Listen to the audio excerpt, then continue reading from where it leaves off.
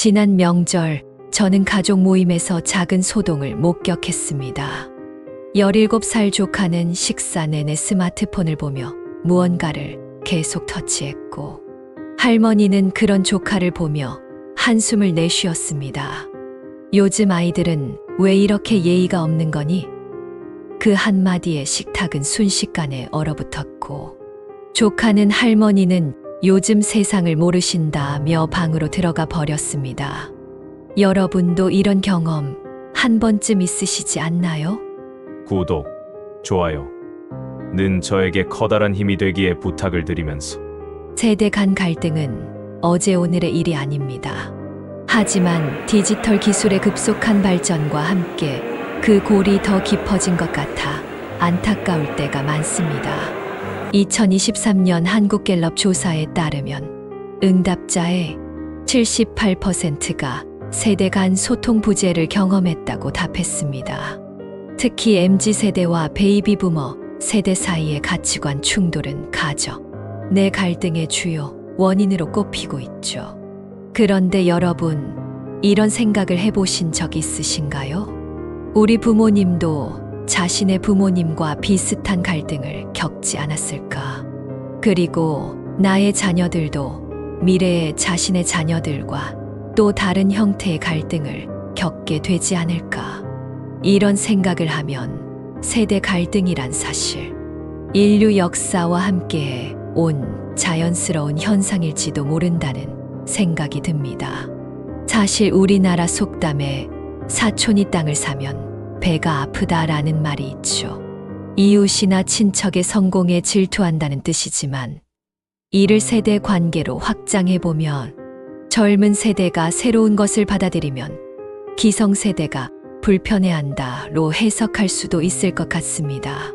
변화를 수용하는 태도의 차이가 세대 간 갈등의 근원이 될 수 있다는 것이죠. 최근 OECD의 사회통합지수 보고서에 따르면 한국은 세대 간 소통과 이해 부분에서 OECD 36개국 중 32위를 기록했습니다. 이는 우리 사회의 세대 간 갈등이 표면적인 문제가 아니라 구조적인 문제로 접근해야 한다는 것을 시사합니다. 하지만 이런 통계 수치 너머에는 실제 가정에서 매일 벌어지는 작은 대화와 마음의 상처들이 있습니다. 학교에서 돌아온 자녀에게 공부는 잘했니?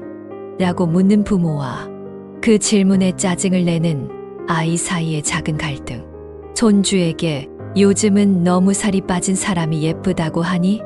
라며 걱정을 표현하는 할머니와 그런 표현이 자신의 외모에 대한 비판으로 들리는 손녀 사이의 오해. 이런 소소한 순간들이 모여 세대 간 벽을 점점 더 높이고 있는 것은 아닐까요? 오늘은 이런 세대 간 갈등을 해결하기 위한 따뜻한 이야기를 나누려 합니다. 어떻게 하면 서로 다른 세대가 더 깊이 이해하고 존중하며 함께 성장할 수 있을지에 대한 이야기입니다. 저의 경험과 전문가들의 조언을 바탕으로 여러분 가정에서도 적용할 수 있는 실질적인 방법들을 함께 찾아보겠습니다.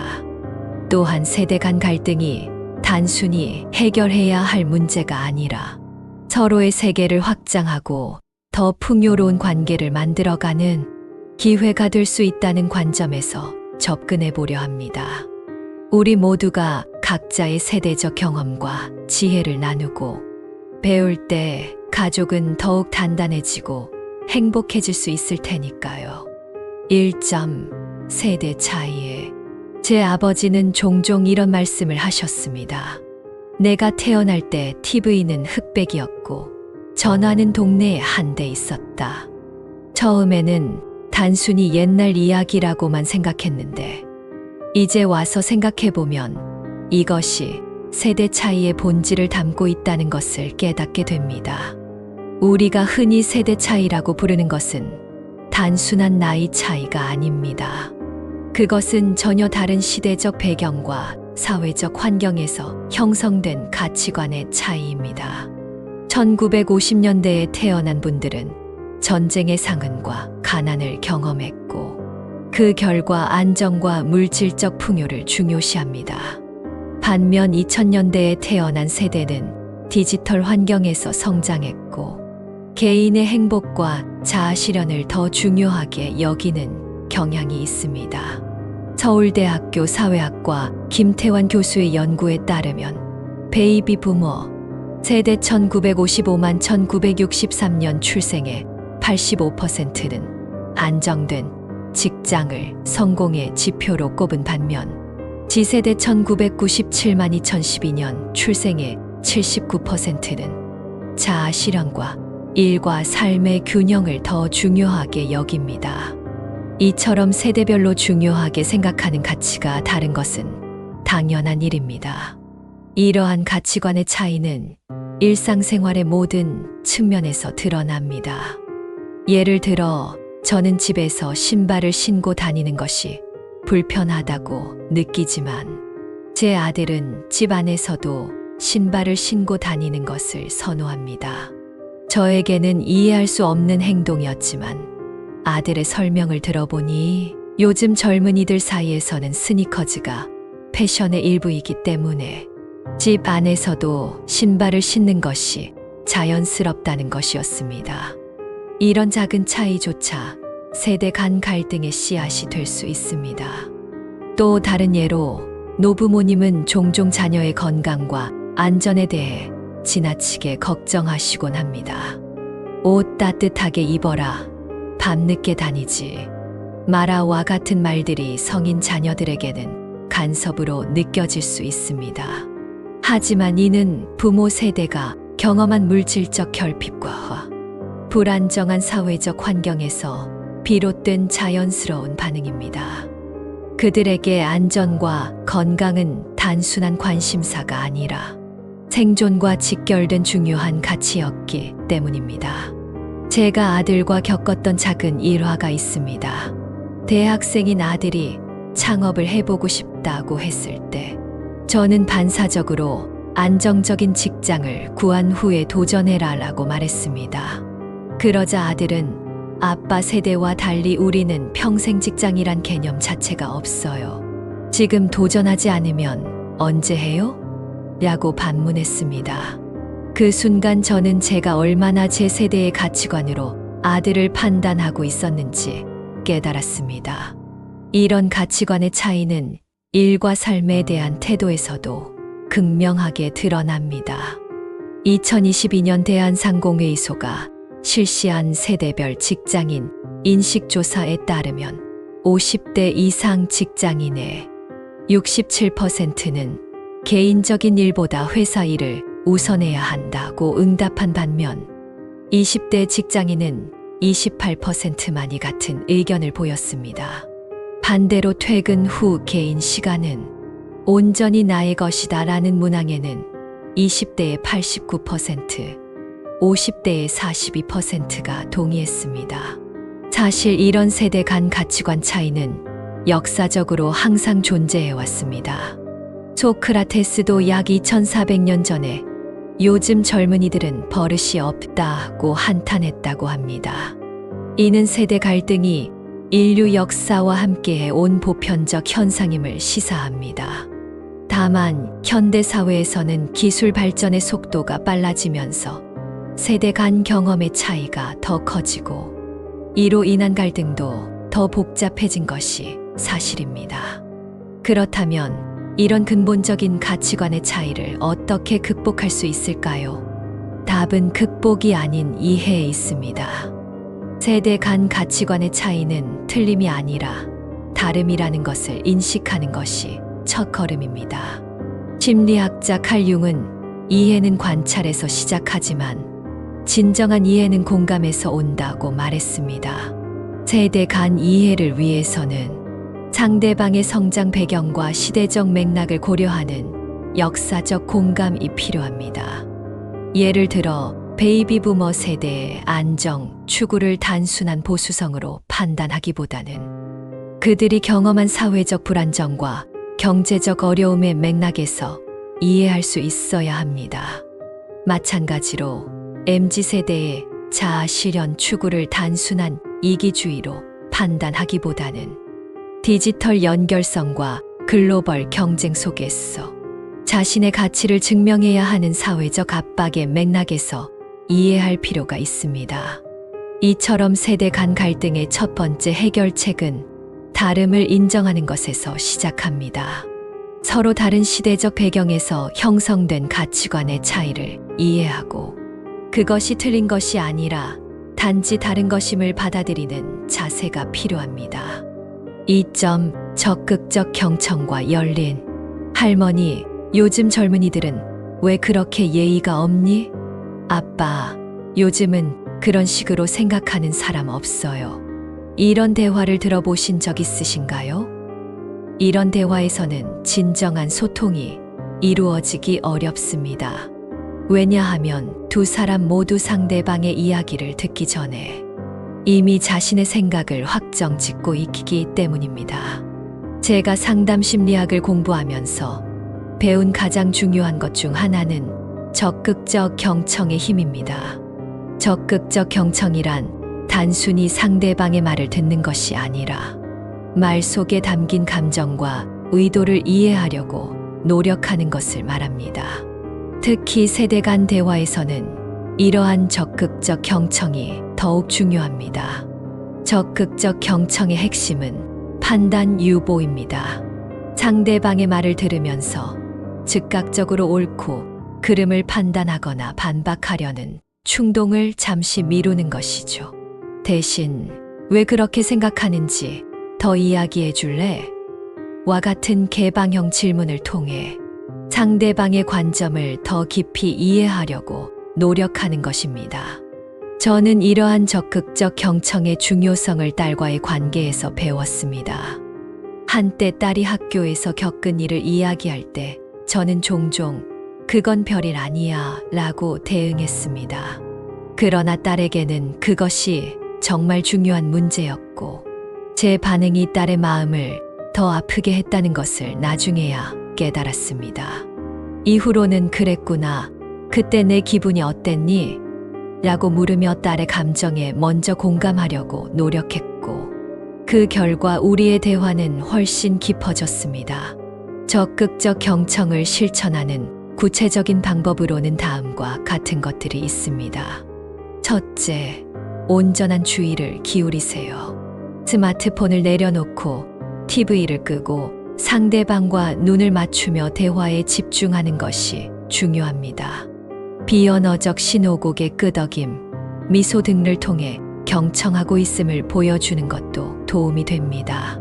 둘째, 판단하지 말고 이해하려고 노력하세요. 그건 말도 안 돼 라는 반응 대신 그렇게 생각하는 이유가 궁금해 라는 반응이 더 생산적인 대화로 이어집니다. 셋째, 상대방의 감정에 주목하세요. 말의 내용뿐만 아니라 그 속에 담긴 감정 불안, 분노, 슬픔, 기쁨 등을 인식하고 인정하는 것이 중요합니다. 넷째, 반영적 경청을 실천하세요.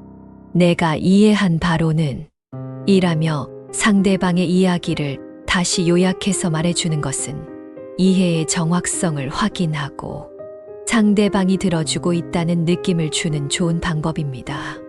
한국가족상담센터의 2022년 연구에 따르면 세대 간 갈등을 겪는 가정의 65%는 서로의 이야기를 충분히 듣지 않는다고 응답했습니다.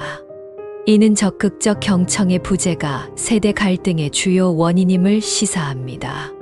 이 연구의 더 자세한 결과를 살펴보면 가족 구성원들이 서로의 이야기를 충분히 듣지 않는 이유로 시간 부족 42%, 관심 부족 27%, 어떻게 들어야 할지 모름 24%의 주요 원인으로 나타났습니다.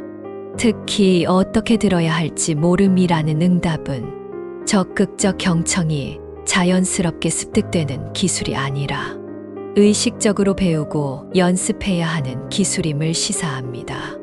가족 구성원 모두가 적극적 경청 기술을 연습한 가정은 6개월 후 갈등 해결 만족도가 47% 향상되었다는 연구 결과도 있습니다. 이는 세대 갈등 해소를 위한 적극적 경청의 효과를 입증하는 통계입니다. 또한 열린 대화를 위해서는 비판적 판단을 잠시 미루는 것이 중요합니다. 예를 들어 자녀가 군대는 폐지되어야 한다고 말했을 때 바로 그건 말도 안 되는 소리라고 반응하기보다는 왜 그렇게 생각하니? 라고 물어보는 것이 더 효과적입니다. 이런 질문은 상대방의 생각을 더 깊이 이해할 수 있는 기회를 제공합니다. 저는 학부모 모임에서 만난 한 어머니의 이야기가 인상적이었습니다. 그녀는 대학생 아들과 정치적 견해가 완전히 달라 항상 논쟁이 벌어졌다고 합니다. 어느 날 그녀는 의식적으로 자신의 반박을 자제하고 단순히 왜 그런 생각을 하게 되었니? 라고 물었다고 합니다. 그랬더니 아들이 자신의 대학 경험, 친구들과의 대화, 읽은 책들에 대해 이야기하기 시작했고, 처음으로 아들의 세계관이 어떻게 형성되었는지 이해할 수 있었다고 합니다. 아들의 견해에 동의하지 않았지만 그 배경을 이해함으로써 더 존중하는 마음이 생겼다고 했습니다. 열린 대화를 위한 또 다른 중요한 요소는 안전한 대화 공간을 만드는 것입니다. 모든 가족 구성원이 판단 없이 자신의 생각과 감정을 표현할 수 있는 분위기가 필요합니다. 이를 위해 가족 회의나 정기적인 대화 시간을 마련하는 것도 좋은 방법입니다. 한 연구에 따르면 주 1회 이상 가족 대화 시간을 갖는 가정은 그렇지 않은 가정보다 세대 간 이해도가 38% 높았습니다. 이는 단순히 함께 있는 시간보다 의미 있는 대화를 나누는 시간이 세대 간 이해에 더 중요함을 보여줍니다. 이처럼 적극적 경청과 열린 대화는 세대 간 이해의 다리를 놓는 중요한 도구입니다. 말하기보다 듣기를 우선하고 판단보다 이해를 먼저 추구할 때 우리는 서로의 마음에 더 가까이 다가갈 수 있습니다. 3점 공통의 할아버지, 이 게임 같이 해볼래요? 손녀야, 이 영화 함께 볼까? 이런 제안은 세대 간 갈등을 해소하는 강력한 방법이 될 수 있습니다. 왜냐하면 함께 경험을 공유하는 과정에서 서로에 대한 이해와 유대감이 자연스럽게 형성되기 때문입니다. 공통 경험의 중요성은 사회심리학에서 접촉 가설로 설명됩니다. 이 이론에 따르면 서로 다른 집단 간의 긍정적인 접촉은 편견을 줄이고 이해를 증진시킵니다. 세대 간 관계에도 같은 원리가 적용됩니다. 함께 시간을 보내고 공통의 경험을 쌓을수록 서로에 대한 이해가 깊어지고 갈등이 줄어드는 것입니다. 제 사례를 하나 들어보겠습니다. 저는 76세 된 아버지와 자주 갈등을 겪었습니다. 특히 정치적 견해가 달라 대화가 자주 언쟁으로 번졌죠. 어느 날 우연히 아버지가 예전에 했던 등산 이야기를 들었고 다음 주말에 함께 등산을 가자고 제안했습니다.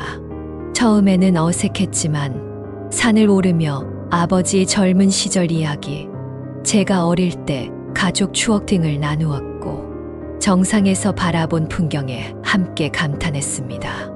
그 후로 우리의 관계는 미묘하게 변화했고 정치 이야기를 할 때도 서로의 관점을 더 존중하게 되었습니다. 사실 이 등산은 단순한 신체 활동 이상의 의미가 있었습니다. 우리는 함께 어려움과 바른 등산로를 극복하고 성취감 정상 도달을 공유했습니다. 이런 공통의 경험은 우리 사이에 묘한 연대감을 형성했고 이전에는 보지 못했던 서로의 모습, 아버지의 인내심, 제 지구력을 발견하는 계기가 되었습니다. 이처럼 공통의 경험은 서로에 대한 새로운 시각을 제공합니다. 평소에는 보수적인 아버지, 반항적인 아들이라는 고정된 이미지로 서로를 바라보지만 함께 활동하는 과정에서 이런 표면적 이미지를 넘어선 진짜 인간의 모습을 볼 수 있게 됩니다. 전문가들은 이러한 공통 경험이 세대 간 연결의 가장 효과적인 방법 중 하나라고 말합니다.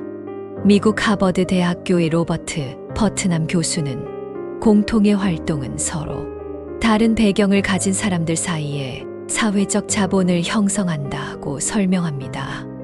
이 사회적 자본은 후의 갈등 상황에서 중요한 완충 역할을 한다는 것이죠.